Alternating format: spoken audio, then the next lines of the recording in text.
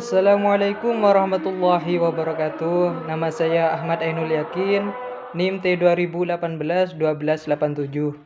Di sini saya akan menjelaskan mengenai kompetensi. Kompetensi artinya kecakapan atau kemampuan. Kompetensi berasal dari bahasa Inggris competence yang artinya kecakapan, kemampuan atau kewenangan. Istilah kompetensi pertama kali diperkenalkan oleh David McClelland pada tahun 1973 dalam artikel yang berjudul Testing for Competence Rather than for Intelligence, yang artinya menguji kompetensi daripada kemampuan. Kemudian, kompetensi ini merupakan landasan untuk mengetahui gambaran kualitas seseorang. Dalam hal ini melibatkan kemampuan untuk memenuhi tuntutan-tuntutan kompleks. Di sini kompetensi memiliki 5 karakteristik.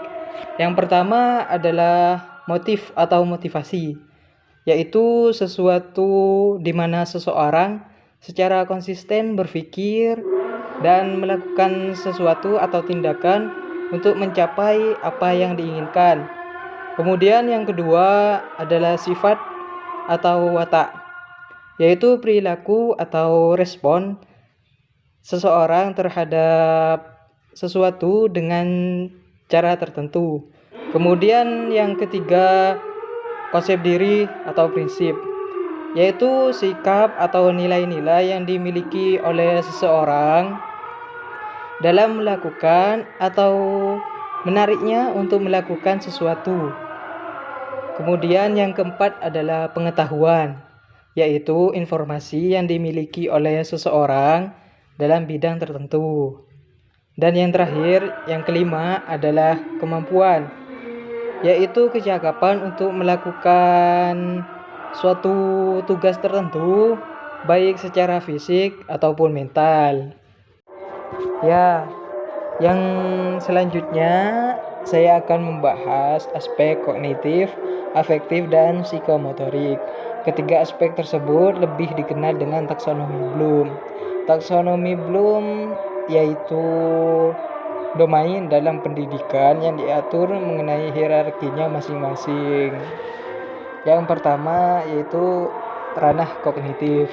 Ranah ini berkenaan dengan otak, dengan intelektual, yaitu kemampuan menyatakan kembali konsep atau prinsip yang telah dipelajari yang berhubungan dengan kemampuan berpikir. Kompetensi memperoleh pengetahuan, pengenalan, pemahaman, konseptualisasi, penentuan, dan penalaran. Ranah kognitif dibagi menjadi 6. Yang pertama, pengetahuan atau knowledge. Pada tingkat terendah ini, kemampuan siswa hanya berdasarkan ingatan atau hafalan terhadap materi yang disampaikan. Kemudian selanjutnya tingkatan kedua yaitu pemahaman atau comprehension. Di sini peserta didik sudah mampu menguasai materi sehingga menjawab pertanyaan dengan kata-katanya sendiri atau memberikan contoh, baik prinsip atau konsep. Yang ketiga, penerapan atau application, di mana di sini peserta didik menerapkan informasi pada situasi yang nyata atau pada situasi baru yang belum pernah dialami. Kemudian yang keempat adalah analisis, yaitu mengurai suatu materi menjadi komponen-komponen yang lebih jelas. Di sini siswa mampu membedakan antara opini dan fakta serta mampu mengetahui hubungan kausalitas, sebab dan akibat. Kemudian yang kelima adalah sintesis, yaitu memproduksi atau mengkombinasi elemen-elemen. Di sini si peserta didik mampu menghasilkan hipotesis atau teori sendiri dengan memadukan berbagai ilmu dan pengetahuan yang dimilikinya. Dan yang terakhir adalah evaluasi atau evaluating. Nah, di sini evaluasi adalah kemampuan menilai manfaat suatu hal untuk tujuan tertentu dengan kriteria yang jelas. Di sini peserta didik mampu mengevaluasi informasi, termasuk juga melakukan pembuatan keputusan atau kebijakan. Kemudian yang kedua adalah aspek afektif.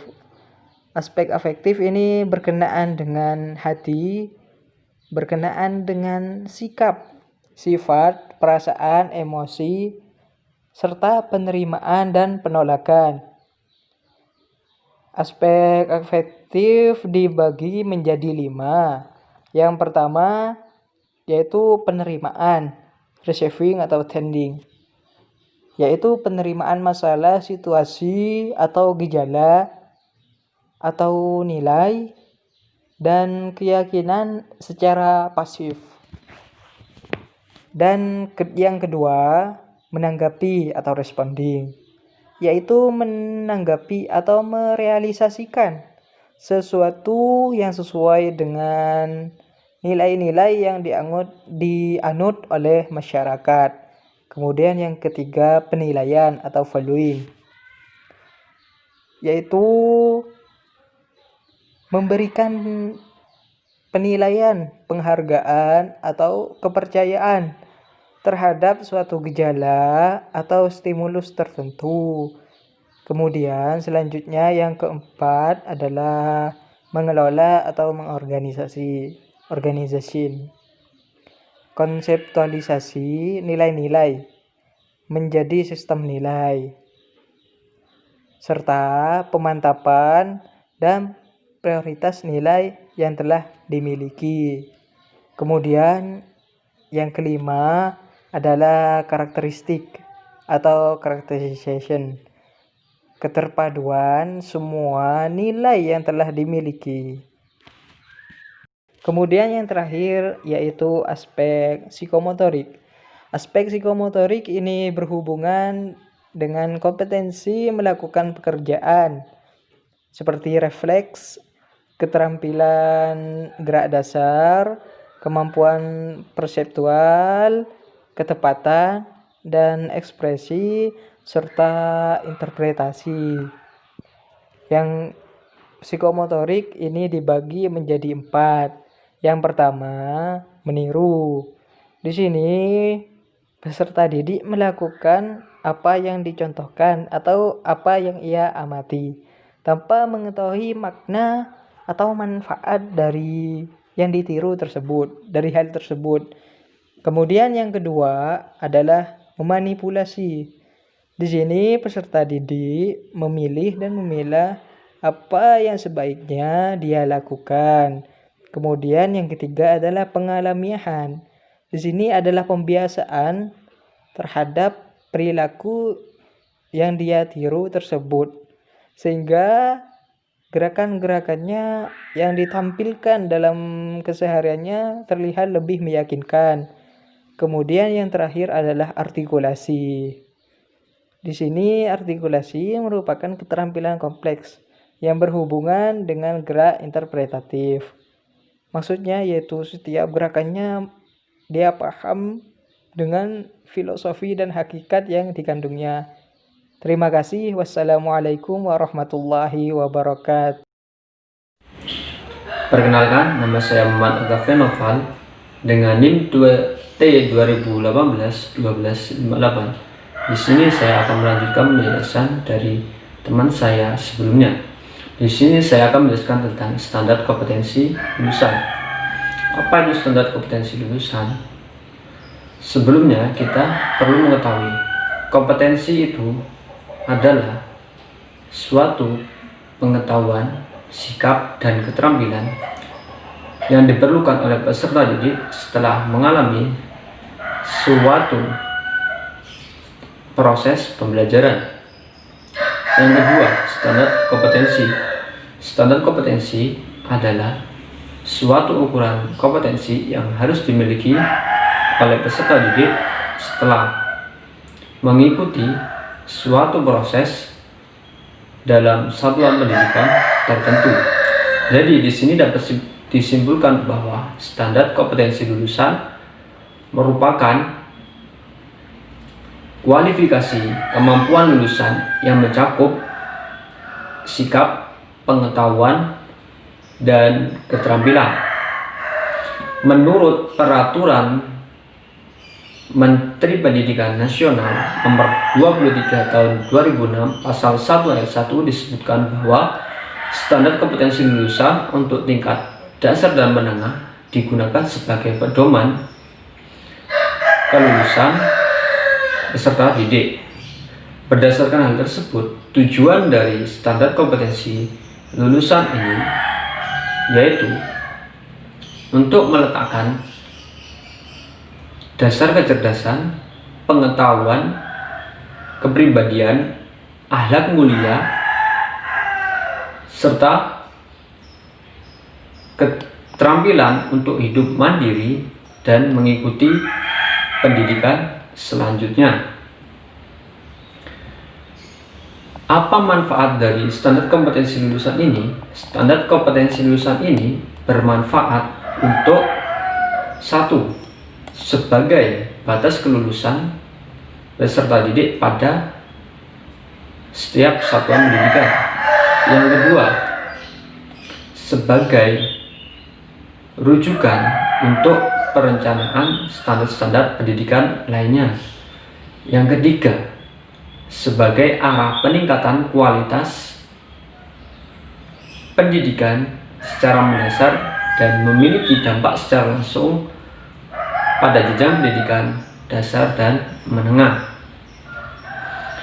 Dalam susunan dimensi untuk sikap, keterampilan, dan pengetahuan itu harus memperhatikan beberapa hal agar tercapai suatu tujuan pendidikan nasional itu sendiri. Yang pertama, perkembangan psikologi anak. Yang kedua, lingkup dan kedalaman. Yang ketiga, kesinambungan.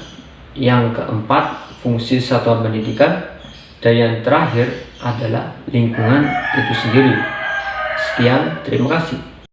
Bismillahirrahmanirrahim. Assalamualaikum warahmatullahi wabarakatuh. Nama saya Ilma Mawadah Warohmah, NIM T 2018-1272.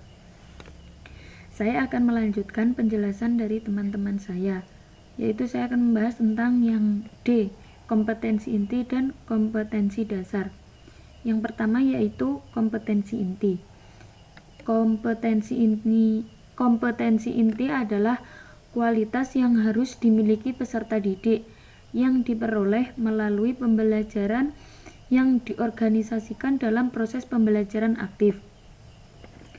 Kompetensi inti ini istilah yang dipakai kurikulum 2013 yang kedudukannya sama dengan KTSP atau standar kompetensi. Guru harus mampu membantu membentuk kepribadian siswa dengan sangat baik. Sebagai berikut rumusan kompetensi inti. Yang pertama yaitu kompetensi inti 1 atau KI 1. Ini untuk kompetensi inti sikap spiritual.